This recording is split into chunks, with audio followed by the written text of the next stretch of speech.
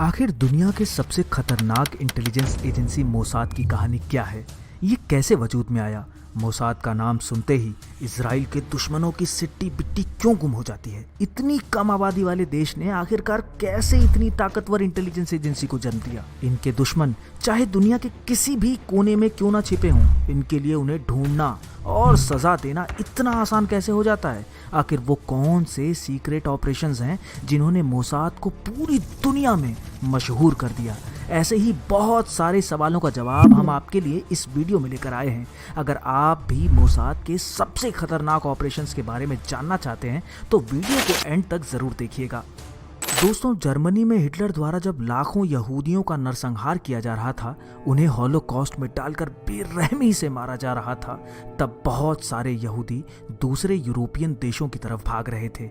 अब ऐसा भी नहीं था कि यहूदी यूरोप के अन्य देशों में महफूज थे, क्योंकि यहूदियों की एक खास बात यह थी कि वे जहां भी जाते अपनी मेहनत और इंटेलिजेंस के चलते बहुत ही कम समय में वहां के टॉप पोजीशंस पर आ जाते, और उनकी यही चीज किसी भी देश को रास नहीं आती थी।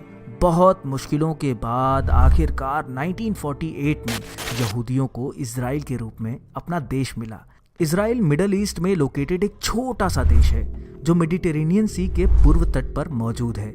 इस देश की लोकेशन और मोसाद के निर्माण का क्या कनेक्शन है, सबसे पहले हम इसी बात पर नजर डालते हैं। दरअसल यहूदियों और मुस्लिमों की बहुत पुराने समय से लड़ाई रही है, और ये लड़ाई और भी बढ़ गई क्योंकि इजराइल बनने से पहले वहाँ फिलिस्तीन था, जो कि पहले 1917 तक ऑटोमन एम्पायर का हिस्सा था और उसके बाद अंग्रेजों के कंट्रोल में आ गया, और सेकेंड वर्ल्ड वॉर के बाद आखिरकार वह आज़ाद हुआ।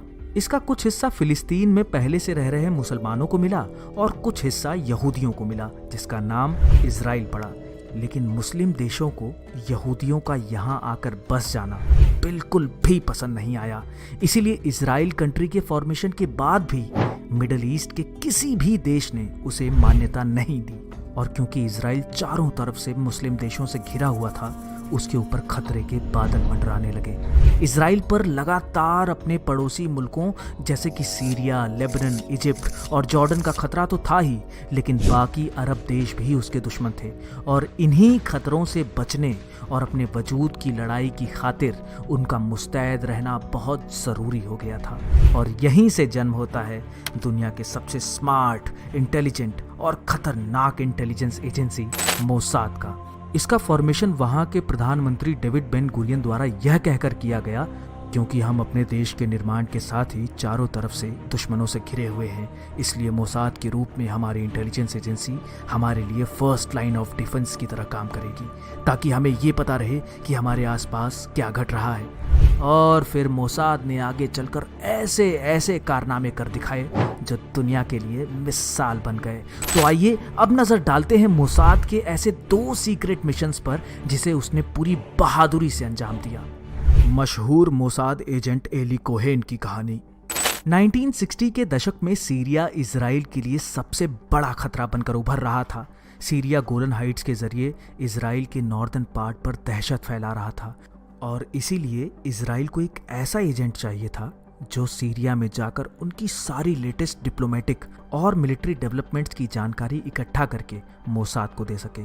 और फिर उनकी नज़र पड़ती है एक ऐसी फाइल पर जिसमें एली कोहेन का नाम था। एली कोहेन वो इंसान था जिसने 2 बार पहले भी इंटेलिजेंस का एजेंट बनने के लिए अप्लाई किया था, लेकिन उसे दोनों बार रिजेक्शन का सामना करना पड़ा। एली कोहेन का जन्म इजिप्ट में एक सीरियन जूइश फैमिली में हुआ था, और उसकी सबसे बड़ी खासियत ये थी कि अरब देशों में बोली जाने वाली भाषाओं पर उसे महारत हासिल थी। वो ना सिर्फ इन भाषाओं को जानता था, बल्कि वो इनके अलग अलग डायलेक्ट्स और बोलने के लहजे में भी मास्टर था। मोसाद को सीरिया के लिए इससे बेहतर कोई एजेंट नहीं मिल सकता था। एली कोहेन इजिप्ट में एक ज़ायोनिस्ट एक्टिविस्ट था जो यहूदियों की अलग राज्य की मांग कर रहा था। उसे 1957 में इजिप्ट से देश निकाला मिल गया और वो इजराइल में आकर बस गया। आखिरकार 1960 में मोसाद की नज़र फिर एक बार एली कोहेन पर पड़ी और उन्होंने उसे अपना स्पाई बनाने का फैसला किया। एजेंसी ने उससे संपर्क किया और उसकी ट्रेनिंग का काम शुरू कर दिया। अब ट्रेनिंग के बाद उसे नई आइडेंटिटी देने के लिए अर्जेंटीना भेज दिया गया। उसे एक सीरिया में जन्मे सक्सेसफुल बिजनेसमैन कमल अमीन ताबेद के रूप में नई पहचान मिली। जो उसके लिए बेहतरीन कवर था। धीरे धीरे उसने वहाँ ज़बरदस्त पकड़ बना ली। वह बड़ी बड़ी पार्टियाँ देता और उसमें सीरिया के नामी ग्रामी Syrian immigrants, military officials, diplomats और पॉलिटिशियंस को इनवाइट करके उनके बहुत क्लोज होता गया। आपको बता दें कि इन्हीं करीबी लोगों में से एक मिलिट्री से जुड़ा डिप्लोमेट था जो आगे चलकर सीरिया का प्रेसिडेंट बन गया, और एली कोहेन पर उसे खुद से भी ज़्यादा भरोसा था।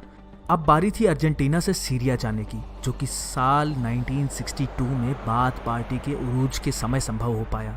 उसने अर्जेंटीना में रहकर जो कॉन्टेक्ट्स बनाए थे उनके सहारे वो सीरिया आ गया और फिर वहाँ भी आहिस्ता आहिस्ता एलीट ग्रुप का भरोसेमंद बन गया।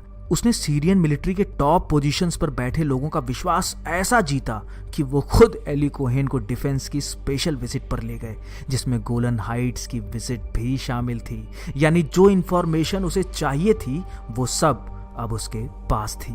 सीरिया में बिताए अपने 3 सालों में एली कोहेन ने ऐसी इंफॉर्मेशंस इजराइल को दी जो अगर इजराइल को ना मिलती तो पूरी कंट्री में दहशत फैल गई होती।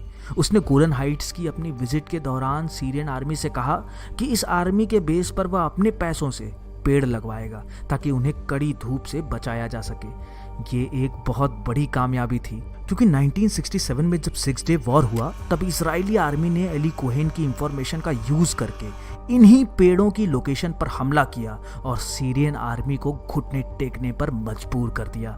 इसके अलावा 1964 में कोहेन ने इजराइल को एक और जरूरी टिप दी। उसने उन्हें बताया कि सीरियन आर्मी जॉर्डन रिवर का पानी डाइवर्ट करने का प्लान बना रही है, जो कि इजराइल में वाटर सप्लाई का एकमात्र जरिया था। ये इंफॉर्मेशन मिलते ही इजराइल ने सीरिया के उस इक्विपमेंट और पूरी मशीनरी को ही बम से उड़ा दिया जो नदी के पानी को डाइवर्ट करने वाली थी। अगर ये जानकारी इजराइल तक ना पहुंचती तो वहां के लोग प्यासे मर जाते। इसके अलावा भी एली कोहेन बहुत सी इंफॉर्मेशंस मोसाद से ट्रांसमिशन के जरिए शेयर करता था, लेकिन यूएसएसआर जो इस पूरी लड़ाई में सीरिया का साथ दे रहा था, उसने सीरिया को super sensitive modern transmission device detector से लैस कर दिया, जिसके जरिए आखिरकार 1965 में सीरियन आर्मी ने एली कोहेन को पकड़ लिया। जब ये खबर वहाँ के हाई पोजीशन पर बैठे लोगों तक पहुंची तो उनके तो होश ही उड़ गए, क्योंकि उसके पकड़े जाने से ठीक पहले उसे सीरिया के डेप्यूटी मिनिस्टर ऑफ डिफेंस बनाने की भी बात चल रही थी।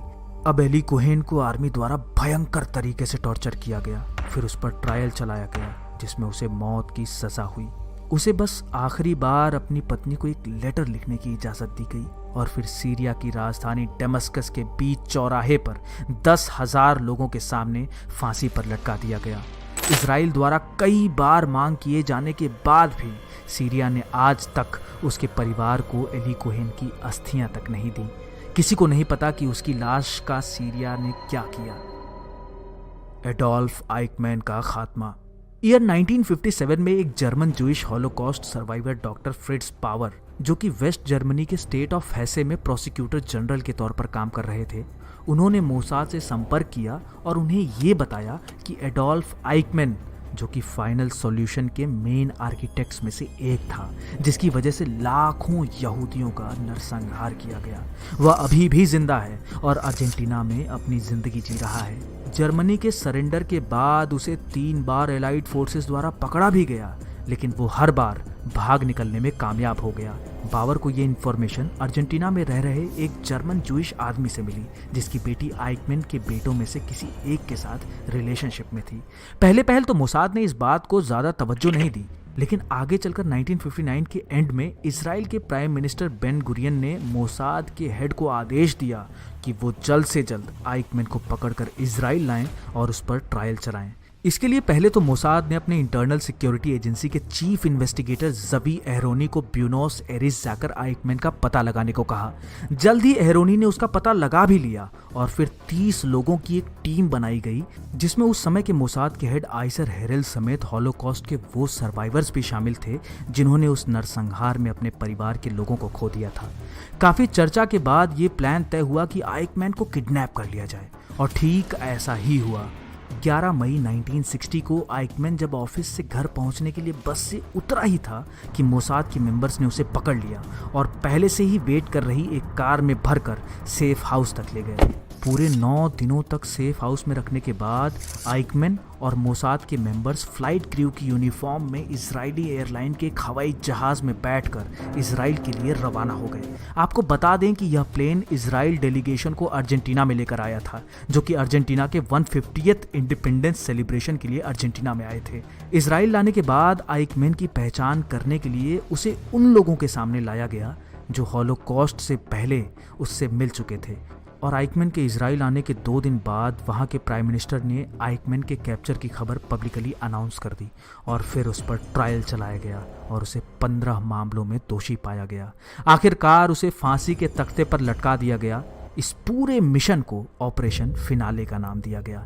तो दोस्तों, ये थी मोसाद के सीक्रेट ऑपरेशन से जुड़ी 2 कहानियां, लेकिन इसके अलावा और भी बहुत बड़े बड़े मिशंस मोसाद ने किए। अगर आप उन मिशंस के बारे में भी वीडियो देखना चाहते हैं तो हमें कमेंट बॉक्स में बताएं, ताकि हम उनके दूसरे मिशंस पर भी जल्द ही वीडियो लेकर आएं।